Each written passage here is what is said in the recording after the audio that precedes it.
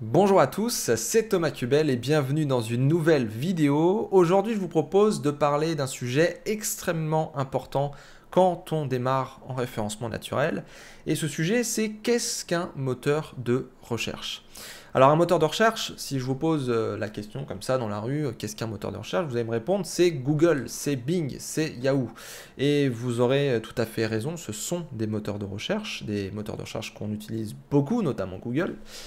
Mais voilà, l'idée c'est d'apprendre le SEO. L'idée c'est de vraiment vous mettre dans de bonnes dispositions pour que vous puissiez appréhender correctement ce travail de SEO, de référencement naturel.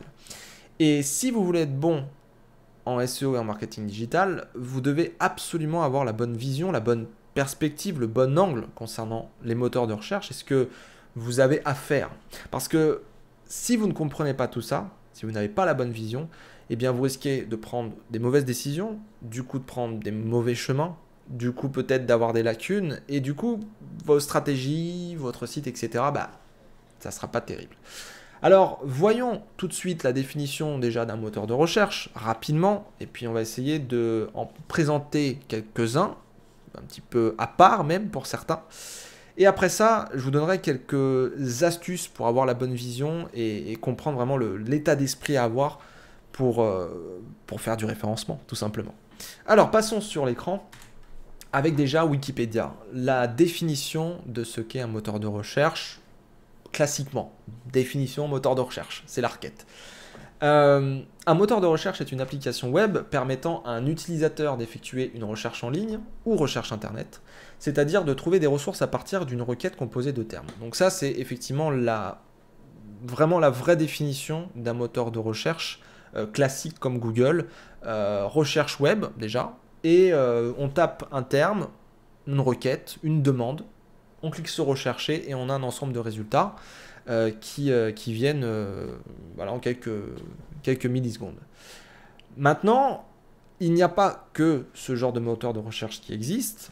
Un petit peu plus bas dans Wikipédia, on a notamment des moteurs de recherche qui ne s'appliquent pas qu'à Internet. On a aussi des logiciels qui sont installés par exemple sur un ordinateur personnel, et c'est tout à fait vrai. On a par exemple Windows, Mac ou sur Android, iOS, etc.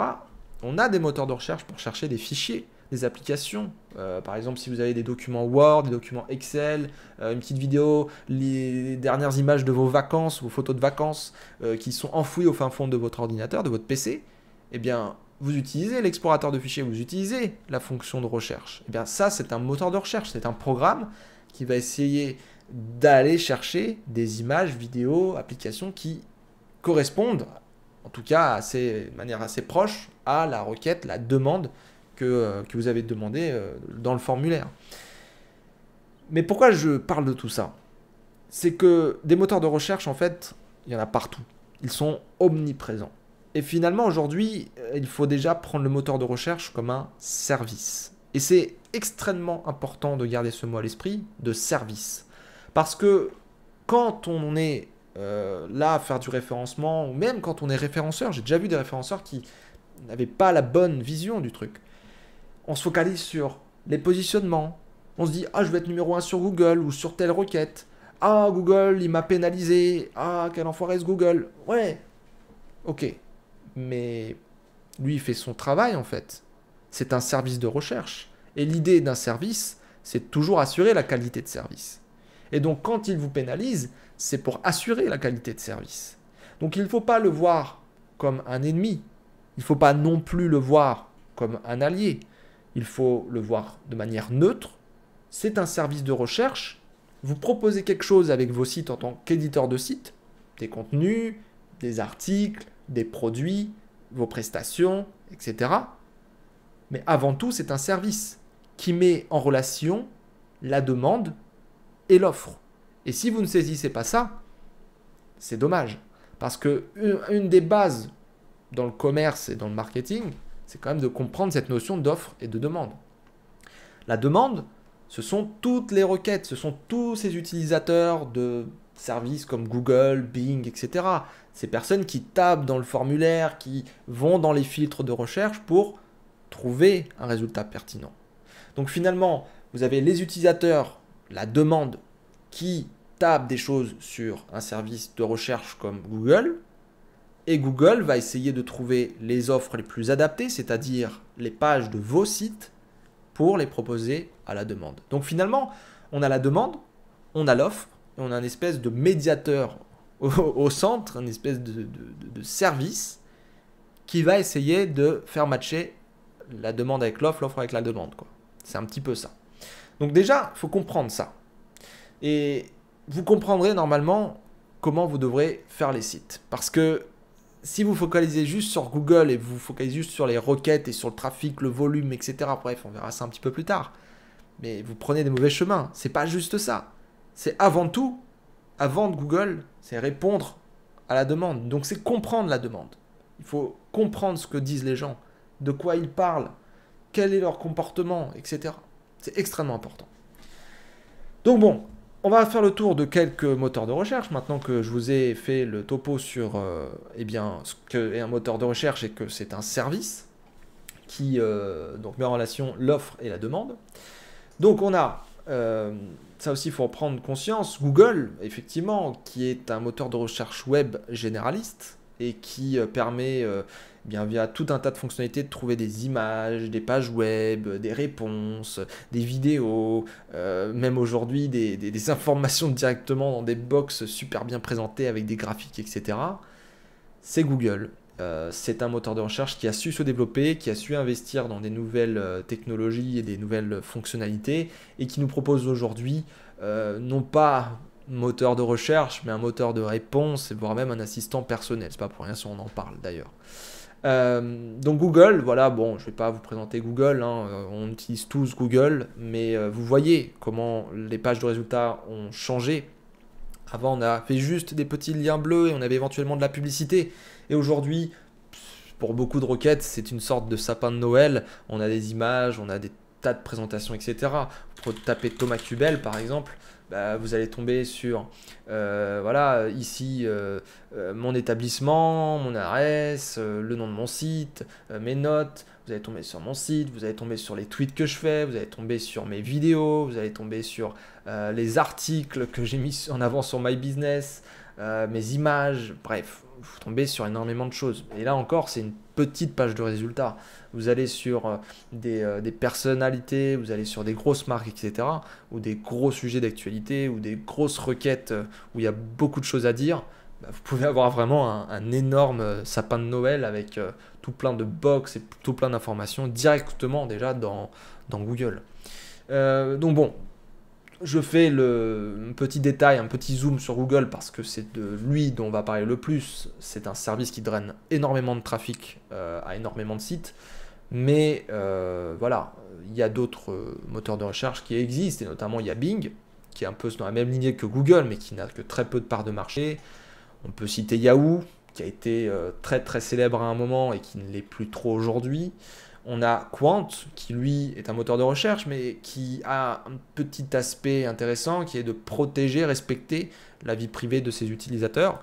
C'est vrai que Google ne le fait pas toujours, et pour le coup, Qwant présente une solution un petit peu différente.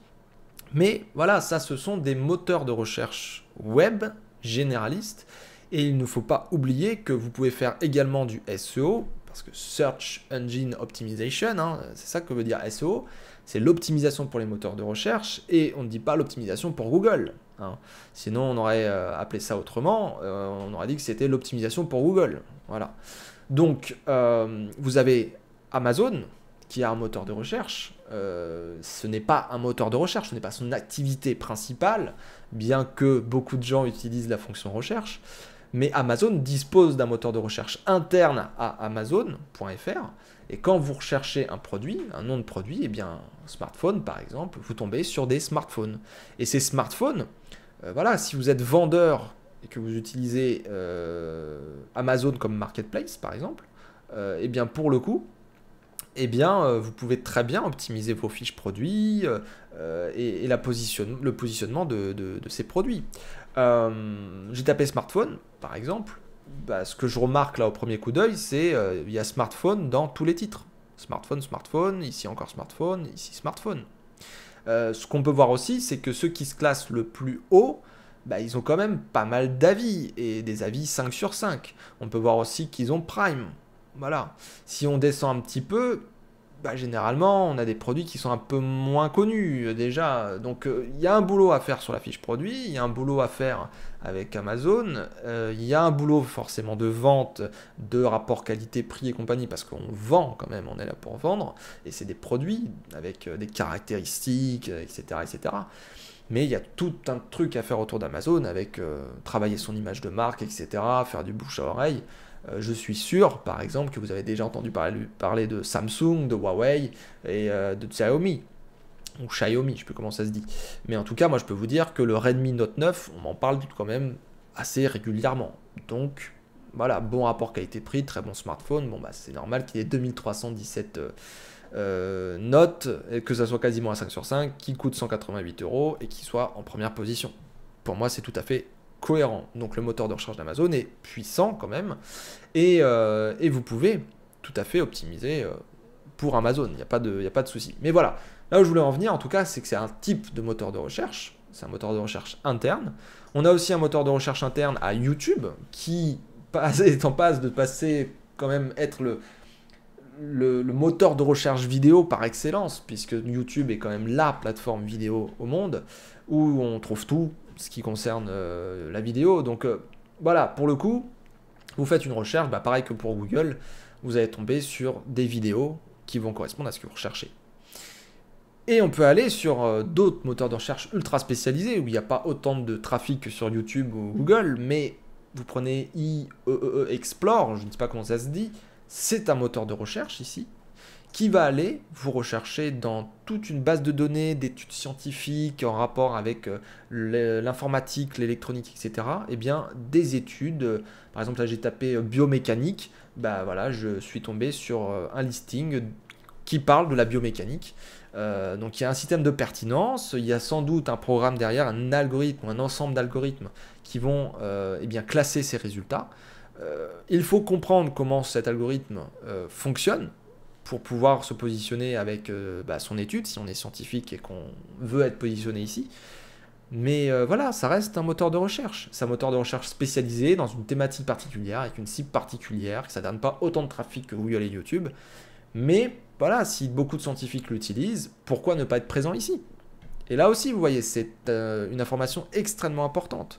C'est que si par exemple, admettons, vous avez, je sais pas moi, des fichiers Word à positionner. Admettons, vous faites plein de fichiers Word. Vous êtes spécialisé dans tout ce qui est, je sais pas, les lettres, les modèles de lettres, faire les CV, les choses comme ça. Et puis vous avez plein de matrices dans votre ordinateur professionnel, vous vendez ces choses-là. Bah, vous pouvez mettre par exemple des modèles gratuits sur des sites qui répertorient des modèles Word.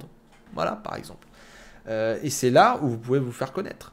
Si par exemple vous êtes musicien et que vous voulez eh bien, vous faire connaître avec votre musique, vous allez peut-être aller sur Google, faire un site, proposer votre site et essayer de monter sur le nom de votre groupe ou autre chose, de votre nom d'artiste. Mais pourquoi ne pas aller sur SoundCloud pour aller vous montrer en tant que musicien? Pourquoi ne pas aller sur Bandcamp, qui est un site qui permet d'avoir des pages de groupes de musique, etc., et de vendre ses CD, etc.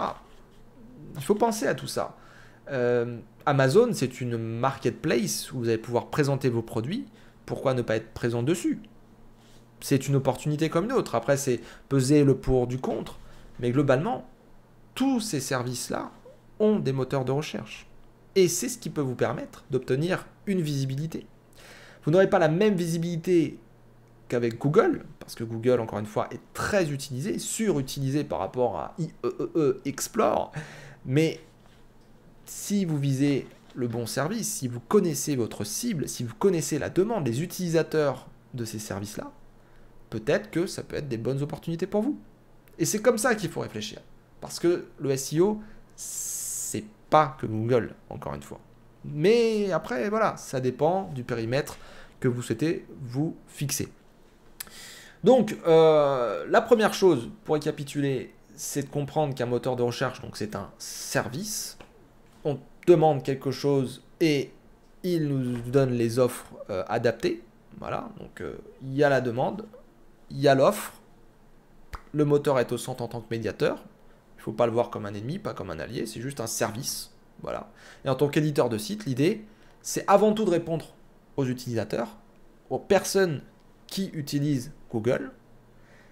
Et ensuite, c'est de faire en sorte que son site soit quand même compris par un moteur de recherche comme Google pour qu'il puisse comprendre qu'on traite de tels sujets, que notre site est bien techniquement et qu'il peut le prendre dans cet angle-là et pas dans un autre, etc. etc.